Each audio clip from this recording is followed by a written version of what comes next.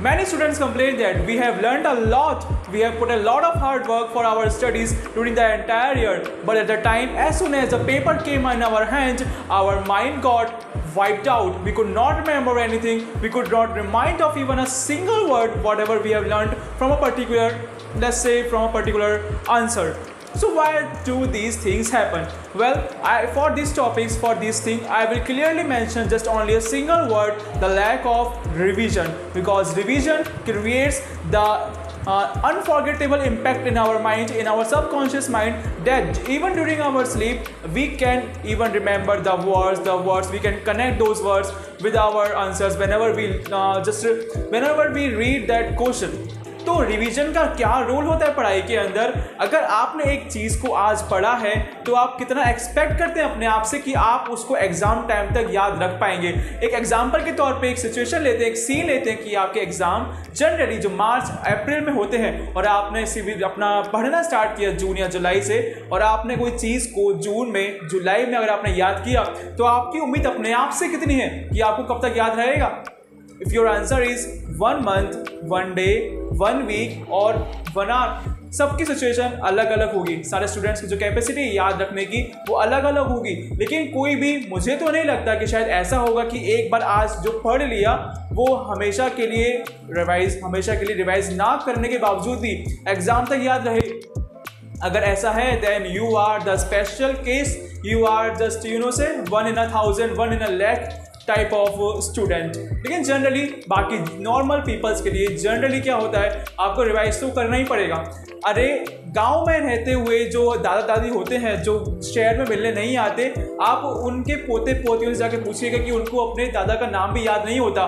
कहीं सुन लिया होगा एक बार मम्मी से, पापा से, किसी से, अगर अपने ही बच्चों को, अपने ही घर वालों का नाम नहीं पता because of lack of revision, तो फिर आप अपने आप से कितना एक्सपेक्ट कर पाएंगे कि आपको पढ़ा हुआ याद रहेगा, वो भी इतने लंबे टाइम तक। और एक और एग्जांपल मैं आपके सामने पेश करता हूँ, आपको अच्छे से समझ में आएगा।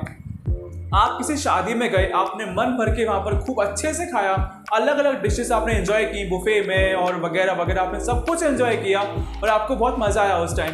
लेकिन अगर आपसे 2 दिन के बाद पूछा जाए कि आपने वहाँ क्या क्या एंजॉय किया था, क्या आप बता पाएंगे उसमें एकदम अच्छे से डिटेल में कि आपने स्टार्टिंग ऐसे की, वैसे वैसे वैसे ये चीज़ें थी वहाँ पर? Will it be possible for you? No. ऐसे ही होता है। अगर आपने आज मैं पूछूं कि आपने कल रात को क्या खाया था, कल सुबह क्या खाया था, परसों क्या खाया था, आपको कुछ भी याद नहीं रहेगा। यही बात होती है रिवीजन की, आपको पढ़ा हुआ रिवाइज तो करना ही पड़ेगा at regular intervals, at regular required and necessities intervals आपको याद करना ही पड़ेगा। इंटरवल्स क्या हो सकते हैं? इंटरवल्स हो सकते हैं कि आपने आज अगर याद किया, आप उसको कल रिवाइज करें एक बार, फिर एक हफ्ते बाद रिवाइज करें, फिर 1 महीने बाद रिवाइज करें, और फिर उसको कम से कम 2 या 3 महीने के गैप पर रिवाइज करते रहिए। फिर भी देखिएगा जो आपको टाइम लगेगा ना पहली बार रिवाइज करने में, उसका हाफ से भी कम टाइम आपको लगेगा दूसरी बार रिवाइज करने में। और वो 3 महीने का जो स्लॉट मैंने आपको बताया आगे आने वाले में, उसमें आपको फटाफट पढ़ना भी नहीं पड़ेगा, आपके माइंड में सब कुछ आता जाएगा, रिकैप सामने आपके होगा और आपको बिना बुक में से देखे रिवाइज अपने आप हो जाएगा। बट आपको एफर्ट्स तो उसके लिए पुट करने पड़ेंगे। और एक और मैं आपको एग्जांपल देता हूँ, कभी नहीं है जितने आप एग्जांपल बोलोगे मैं आपको दूंगा, बट आपको ये चीज़ समझ में आनी चाहिए, the importance of revision, even specially particularly for students. ठीक है, अगर आपने मान लीजिए अपनी लाइफ में कभी ना कभी तो यूट्यूब पे कोई मोटिवेशनल वीडियो तो देखी होगी, सही बात है, आजकल इंस्टाग्राम का ज़माना है तो आपने रील्स भी भर भर के कोई ना कोई मोटिवेशनल वाली तो देखी ही होगी। लेकिन आपको इनमें से कितनी रील्स का कंटेंट याद है? आपको क्या क्या याद है कि आपने क्या क्या वहाँ पर देखा, क्या क्या वहाँ पर सुना? याद है? कुछ बातें याद है आपको? नहीं। याद क्या है आपको इतना याद है कि आपने कुछ वीडियो देखी थी, उस टाइम आपको क्या हुआ था, कुछ सेंसेशनल चेंज आपके अंदर आया होगा जिसकी वजह से आपने कुछ वर्क किया होगा, आपको वो सीन याद है, पर उस वीडियो में क्या था, उस वीडियो में बातें क्या थी, वो आपको याद नहीं होगा, क्योंकि आप वो वीडियो देख के आप आगे निकल चुके थे, आपने उस वीडियो के कंटेंट को कभी रिवाइज तक नहीं किया, तो आपको उसमें ज़्यादा कुछ खास याद नहीं रहेगा, और वो भी लंबे टाइम तक। अब याद रहने की टेक्निक क्या है, मैं आपको बताता हूँ कि आप कैसे जल्दी याद कर सकते हैं और कैसे जल्दी रिवाइज कर सकते हैं। देखिए, फर्स्ट थिंग, जब भी आप फर्स्ट टाइम फ्रेशली पढ़ें तो आपका मोटिव ये होना चाहिए कि अगले टाइम रिवाइज करने के लिए आपको जो टाइम अभी लग रहा है उसका कम से कम 70% टाइम ही आपको अगली बार लगे। यानी कि ऑलरेडी आप इतना कंटेंट कम कर दीजिए कि आपको 30% टाइम पहली बार पढ़ने के टाइम ही कम लगे। जैसे कि सपोज एग्जांपल देता हूँ मैं आपको, उसके लिए मैं आपके साथ हूँ हमेशा। अगर आपको एक बुक पढ़ने में या फिर एक चैप्टर बुक का जो लेंथी चैप्टर था वो पढ़ने में आपको 10 घंटे लगे, तो आप ऐसे 10 घंटे वहाँ पे यूटिलाइज कीजिए, यूज़ कीजिए कि आपको कंफर्म हो जाए कि ये पढ़ने के बाद अगली बार मुझे इसको रिवाइज करने में मैक्सिमम 6.5 से 7 घंटे ही लगने चाहिए। अब ऐसा कैसे होगा? ऐसा हो सकता है, ऐसा होगा by highlighting the main points, by highlighting the crucial points, by highlighting the main content of any line, any paragraph, any sentence or any page। इसको आप डिवाइड कर दीजिए अच्छे से, then you will see the magic happening around yourself, around your studies, and you will start enjoying the study, you will start enjoying the chapters, you will start enjoying this process of study, this process of becoming something in your life। तो ऐसा कैसे होगा? Use always bear your red pen, और suppose जो भी book के text का colour है ना उसके अपोजिट कलर का पेन लेके बैठिए, और उसके भी अपोजिट कलर का आप लेके बैठिए हाईलाइटर। उससे क्या होगा? आप जो कम इंपॉर्टेंट पॉइंट है लेकिन इंपॉर्टेंट तो है, आपको रिवाइज करना है, उसको पेन से अंडरलाइन कीजिए। और जो बहुत ज़्यादा इंपॉर्टेंट वर्ड है, जो की वर्ड होता है ना, जो जनरली सब लोग बोलते हैं टीचर्स हमारे कि कीवर्ड पे ध्यान दो, कीवर्ड पकड़ो, उस कीवर्ड पे या उस की लाइन पर आपको हाईलाइट करना है। उससे क्या होगा? जो अननेसेसरी चीज़ें थी, अभी देखिए याद तो आपको याद करना है ऑब्वियसली, लेकिन आपको वर्ड टू वर्ड रट्टा तो नहीं मारना ना। इतनी मोटी मोटी बुक्स ऑब्वियसली कोई रट्टा मारने बैठेगा then he will absolutely get fed up. तो ऐसा हमको नहीं करना है।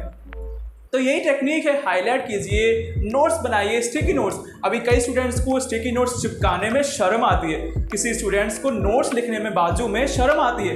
वो सोचते हैं कि क्लास में अगर हम 10-12 लोग, 10-20 लोग, 50 लोग साथ में पढ़ रहे हैं, बाजू वाला हाईलाइट नहीं कर रहा, बाजू वाला नोट्स नहीं बना रहा, बाजू वाले का पेज प्लेन है, बाजू वाले की कोई स्टिकी नोट्स नहीं है, बाजू वाले ने कोई अंडरलाइन नहीं किया है, तो मैं क्यों करूं? अगर मैं करूंगा then I will just stand out of the crowd. मुझे अजीब लगेगा, लोग मुझे देखेंगे, मतलब मुझसे पूछेंगे क्या करता है।